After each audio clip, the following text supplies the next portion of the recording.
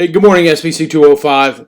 Not a lecture today, just a couple of quick things we want to cover as we go into next week. First thing we're going to do is we're going to talk about the informative speech sort of as a whole for everybody to point out some things that everybody needs to be aware of and we need to sort of formally talk about. Then we're going to go over the grading rubric for your problem solution speech, and I'll give you a quick rundown on the dates for the problem solution speeches and give you some information for that. First of all, the informative speech. I finished grading them. Overcame some computer hurdles both here in my COVID-19 compound and over on campus. For those of y'all who don't know, we're going through a computer migration over at Aiken Tech, and all the desktops are coming out, and all the staff are getting tablets with a Bluetooth keyboard that I'm really looking forward to. There were some, and I had some issues with my computer there on campus. But we finally got them graded. It took me a couple of days longer than I had hoped, but we're good to go. Everything's fine. So your rubrics and your grades have been posted. I'm going to say this right now. If you have a question about either your rubric or your grade, send me an email. If you want to set up a Zoom conference, we can certainly do that. I will tell you, again, as I have always said, but it's really important now, you have to include your section number when you send me that email, because I graded 89 speeches in the last 6 days. So, and I don't need to be digging around trying to download rubrics from all those people. Okay, so just send me your name and your section number and tell me how you want to communicate and what questions you have. All right, so first of all, let's talk about the grades in general. Overall, very good. I had a lot more A's than I normally have. I had multiple nearly perfect scores. Nobody got a 75, but again, at this point, it's very rare for me to give anybody a perfect score. In fact, the speeches I give you as demonstrations, I would not give a perfect score to. But I had a lot of A's, a lot of really good speeches, had a lot of B's. That was also very impressive. Had some C's, had some people that are falling a little below that line that are going to need to do some work to improve. But the key thing about these speeches is even if you fall below that line, this speech was only worth 75 points. You can look at how much that is overall, how much of an impact that's going to have on your final grade. So do not fret, do not worry. If you fell below that line, you still have an opportunity as long as you've been doing the discussion boards and performing on everything else. You've got there's still 225 points for speeches out there on the board. Then you've also got your final, which is 150 points and another discussion board. Okay, so you've got all that going. So overall, very pleased with the outcomes. Give a lot of people a lot of feedback. So hopefully we'll see some improvement for the people who want to see their grades come up a bit. All right, let me hit one thing overall. I've discussed this before. I was gonna deduct points for it this time, but it was so prevalent. I gave a lot of you a break. I specifically have stated over and over again, and it's stated in the syllabus and in the syllabus addendum, and I mentioned it in lectures, you're allowed 2 note cards. 2 note cards. I have you on tape. I have the ability for object permanence in my memory. And when I see you shuffle through, in one case, 8 note cards, okay, that's obvious to me. So, 2 note cards only. If you have more than 2 note cards in your next speech, you will get a 10% deduction. Okay? That will be 10 points. You will lose 10 points. It will just say too many note cards minus 10 because it's 10% for the next 2 speeches. I will be deducting that. Second thing about note cards. If you get up and give your speech without any note cards, you're doing one of 2 things that that we've stated we don't want to do. Number 1, you've tried to memorize your speech. We don't do memorized speeches in this class, okay? Because at some point in time, if you continue to do public speaking, you're going to be asked to give a speech where you're not going to be able to memorize it, okay? You're going to need to use note cards. So, number 1, if you have no note cards, is you've memorized your speech. We don't do that in this class. We deliver our speeches extemporaneously. So if you stand, or the second possibility is, and more than a couple of people were doing this, you're still reading scripts off the camera, behind the camera. Okay? I've talked to you about this. I've tried to warn you about this. It's not a good idea to do in general. Reading manuscripts is not a good way to deliver a speech at this point because you're still involved in that dialogue with your audience, and most people at this point in their public speaking careers will focus on the script and not on the audience. And when the script is behind the camera, you're doing that, and it's easy to tell. Second thing is, and we're going to get a lecture on this in a couple of weeks, oral language and written language are radically, there are 13 to 12 different key differences. And when you've been doing this as long as I have, you can spot it that fast. Okay? So you're doing one of two, and I spotted some of you were clearly reading from a script. Okay? One of you was even waiting for the person that was holding the camera to flip the cards. I mean, that was obvious. So, the requirement is, you're also not getting practice working with your notes, working with notes and delivering extemporaneously. So, next speech, you will have 2 note cards, and only 2 note cards, but you will have 2 note cards. If you step in front of the camera without note cards, I am going to deduct 10%. Okay? And I can tell whether or not if you're going to say, well, fine, I'll just palm 2 note cards and I won't look at them. I can tell. Many of you will see comments, we're asking, 1 or 2 of you, I said, you're clearly reading from a script. The other ones I said, were your notes off camera? Because you probably think you can get bigger notes, tape them to the wall behind your camera, but it's just obvious to me. Okay? So you will be carrying 2 note cards when you step in front of the camera, or you will, and only 2 note cards. Any deviation from that, and you're going to lose 10%. I want you to deliver these things extemporaneously for a reason. Okay? And when you do, and when you take that leap of faith that you can actually do that, you will see that I will support you with your grades. Okay? Because I know it's scary, and I get that. But you need to be able to get this practice in. All right, so let's go over some details. So first of all, number 1, let's talk about your outlines. Overall, the outlines were pretty good. Okay? I'm aware of the fact that Blackboard sucks. You don't need to tell me that. Okay, but even if Blackboard sucks, you can do some editing within Blackboard. It'll accept carriage returns. And sometimes when I do it and I have to go back and completely rebuild messages, because for some reason it'll start triple spacing in a 3-line announcement to you guys comes out being a page and a half long. I get that. That's fine. That's not what I'm worried about. Okay? What I'm worried about is when I get an outline where the entirety of the formatting has collapsed and it's just one big blob of text. Okay? That needs to be fixed. You can go in and do hard carriage returns.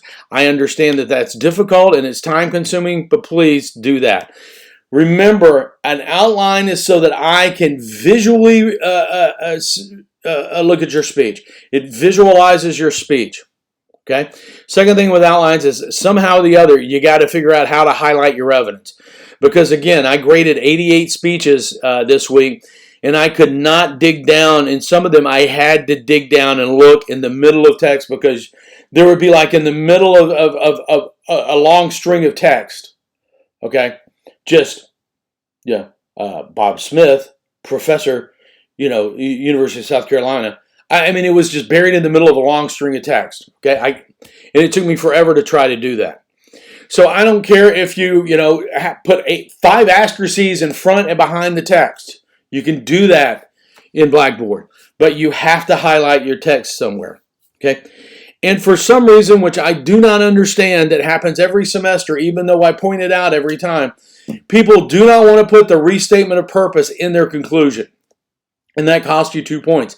Anything that was missing that needed to be in the introduction or the conclusion, like you didn't put your credentials in the introduction, 2 points, okay? Didn't restate the purpose in the conclusion, 2 points. But here's where it has a bigger impact. If it's not on the outline, usually it doesn't show up in the speech. Okay, one of the most common things that people got X's for and lost points for in this speech was failure to restate their purpose in their conclusion. All right? Yes, it's a Harry Potter mug. Okay? So please do that. All right, let's talk about organization. We need to get more fluid with our transitions in the speech. Okay, first of all, introductions were all pretty good. A couple of people asked questions for a attention device. I've already told you that I would not accept that. A couple of people just got up and started talking and had an attention device that didn't have any vocal emphasis with it. I made notes of that. If you had an attention device, if you were just like, last year 38,000 people died in auto accidents. 38,000. Today I'm here to talk about traffic safety. I mean, that needs vocal emphasis. You lost a point for that, no big deal. If you had a question, which I've already told you not to do, that was 3. If you just didn't, only 1 or 2 people, which made me feel very good, got up and said, "Hi, my name's Bob, and I'm going to be talking to you about," okay, again, that was no attention device. Okay, a lot of you got vocal emphasis on the attention device, so that was really good. The introductions were all pretty good. You hit all the blocks. A couple of you left out your credentials, and then when I go back and look at your credentials weren't on your outline in most cases. Okay, so focus on that. Okay, organization. We need to get more fluid with our transitions. Your transition doesn't need to be. And so that was the fish population in Clark Hill Reservoir in 1988. Main point 2, fish population 2018. That we need to be a little, yes, you got credit for transitions, but you need to be more fluid with that. Okay, and you need to also give that nonverbal clue that you're transitioning. A lot of you would go, and that was the fish population in 1988. Main point 3, fish population in 2018. The reason it would just fly by. Okay, so you need to have that pause. You need to wait a second and let people understand. Well, okay, she's not talking or he's not talking. There must be something going on, and then give the hand signal, give a gesture. Main point 2. Okay.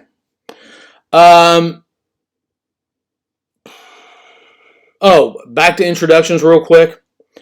Some of the introductions, there was a speech that went on for 4 minutes and a couple of seconds, and the introduction lasted over 2 minutes. I think we can all see the problem there. Your introduction should be 30 seconds long. If you find your introduction is going more than 30 seconds, there's an issue. You need to go back and rethink that introduction and maybe redo it. All right? So you need to move through your introductions fairly quickly.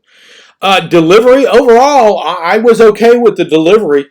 We're having trouble with hand gestures. Again, a lot of gestures below the waist.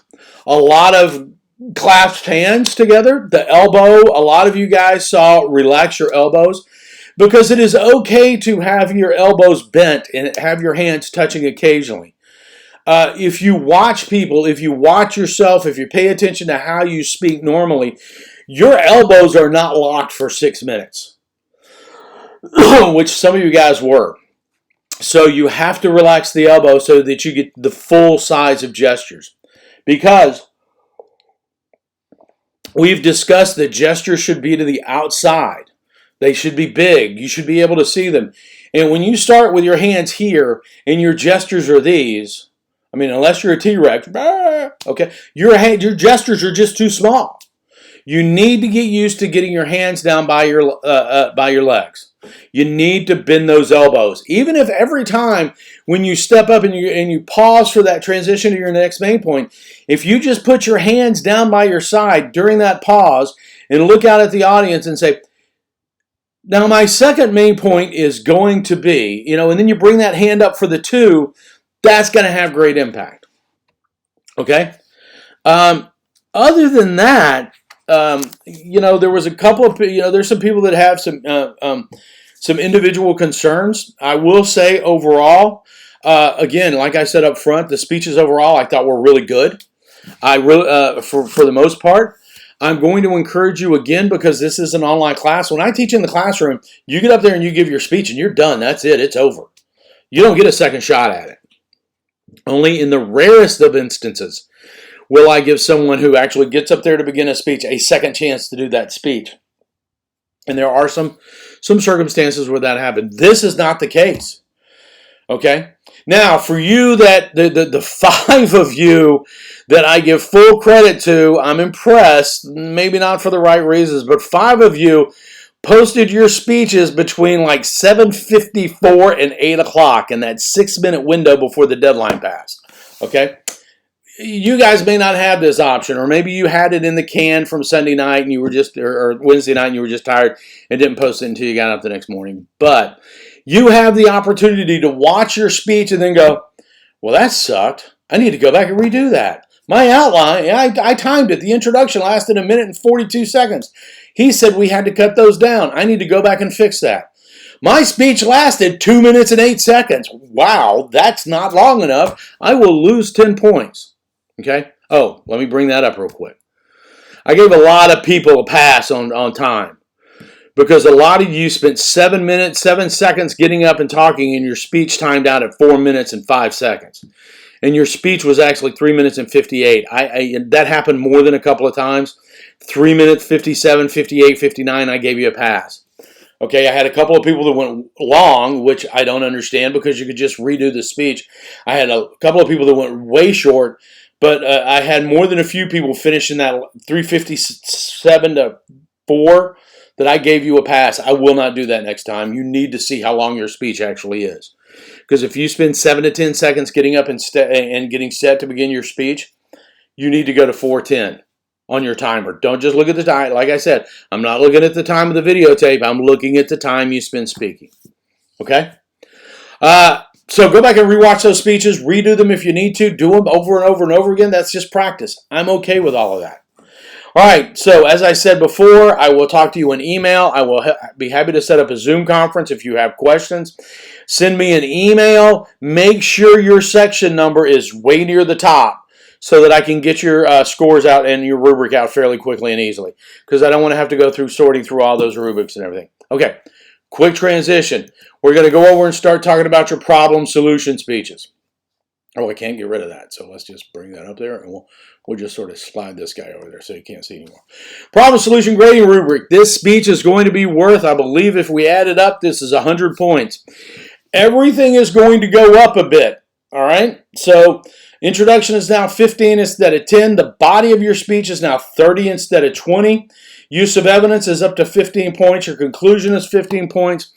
Your nonverbal delivery is now 15 points, which is where it was, again, because I'm really focusing on organization. Nonverbal delivery is important, but let's focus on getting organized. And then time is, again, going to be 10 points. Again, that's going to be all or nothing, and I'm going to be enforcing it strictly this time.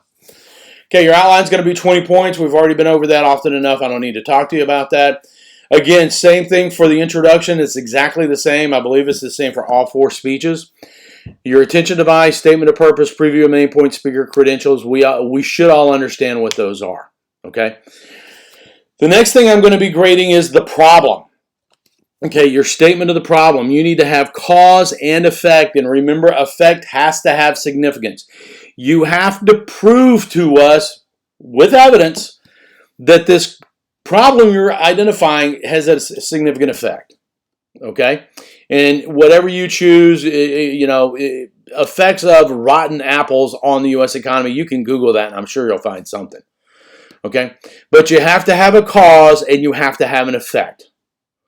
Okay? And you need support and evidence. All right? That's 15 points. Really straightforward. A lot of you guys have already done that already in your informative speech. You sort of talked about a cause and effect relationship. Make sure you continue that. Your solution. Here's where people run into problems. Again, I sort of talked about this in the lecture the other day. A lot of people will assume that common sense solution and use a restatement of the problem as their solution. They'll just stick not in it.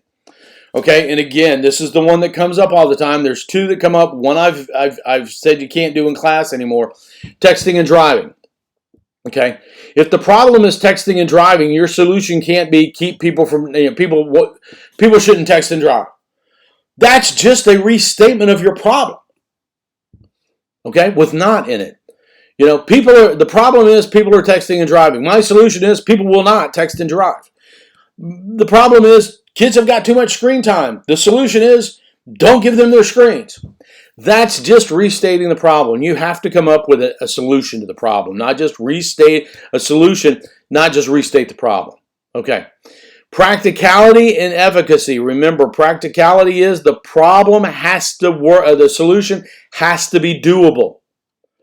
So you need to show something, or at least address the fact, I need to hear you say, this solution is practical because it has been done, it can be done, it will be done, okay? This solution is practical, needs to be in the body of your speech. Along with that, I need to hear you say, this solution will effectively solve the problem, will be effective, will have efficacy. You need to say that. Okay? Now, a lot of times people say, well, why are you prescribing what we need to say? Because when you say it, I know it's in there and you know it's in there. The biggest problem with problem-solution speeches is people throw out a solution and they don't give me any practicality or any measures of effectiveness. And again, the quickest and easiest way to prove this, and I will be posting a link to a problem-solution speech that I did, the easiest way to prove this is to find somebody else that did it and it worked. That gives you practicality and efficacy. If you want to improve school lunches and make sure more kids get school lunches, find a community where they gave kids better school lunches and the positive effects it had. That's practicality and efficacy. Okay? Evidence on the informative speech. There were some people that didn't cite any evidence during their speech. Okay, you got 0 out of I think it was 10 points.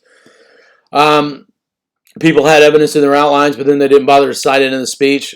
There's nothing I can do about that. It's 15 points this time. You need to cite the evidence. I listen for phrases like according to, that's from, things like that indicate that there's evidence. Conclusion runs the same way as everything else. Restatement of the purpose, which was missing more times than it should have been. Review of your main points and a closing thought. Again, you're not being persuasive. You're not advocating in this instance. You're just, again, this is an informative speech in a problem-solution format. So you don't need to go through a call to action at the end. Just say, hey, now you know more about whatever your problem was. Nonverbal delivery is exactly the same as before. Time limits exactly the same as before. Okay? So that runs it all down and gives you everything you need to know. Again, if you have any questions, shoot me an email. I will be going out later on today with the details of the time. Basically, your draft outlines need to be mailed to me, not as an attached Word document, but you need to put the outline in the body of the email. Those will need to be to me by 8 o'clock on Monday morning. That'll be with the dates and everything. I think it's the 2nd of October. Or 2nd of November, 8 a.m. You need to email those to me, and I'll be able to give you feedback. I'll get that feedback to you Monday. You'll need to post your speeches by next Thursday, which is 2, 3, 4. I think the 5th of November. Okay, remember the 5th of November. And for anybody who can cite that, if you know where that comes from, remember the 5th of November. If you put that in the email with your outline, it'll make me feel better about you. No points directly, but I'll feel nice that people are aware of that cultural artifact. Okay, all right, that's that. I will post all of that. I will send you a link to a problem solution speech I did. I have a Zoom department meeting here in the next couple of minutes, which I'm really excited about. You guys don't forget, advisement is open for both spring and summer semester. You can sign up for classes for spring and summer already. Contact your advisor to get that done. We will be open for classes. A lot of classes are still going to be online, but don't forget to sign up for classes. And again, remember, if you haven't already voted, either by mail, early voting, any of those. Early voting closes today, I think, both in Georgia and South Carolina. Make a plan to vote on Tuesday. You can't expect for there to be long lines. So please lay a day aside. You know what I always say, if you don't vote, you can't gripe. I normally don't say gripe, but I'm being professional. Okay? All right. So vote by November 3rd. Get out there and vote and make your voice heard. Because otherwise, the guys that run the country, even the ones that are running for election now, if you don't vote, they're not going to listen. All right. That's it. Everybody have a good weekend. We want to see some outlines Monday morning. And stay safe, stay well, and we will see you soon.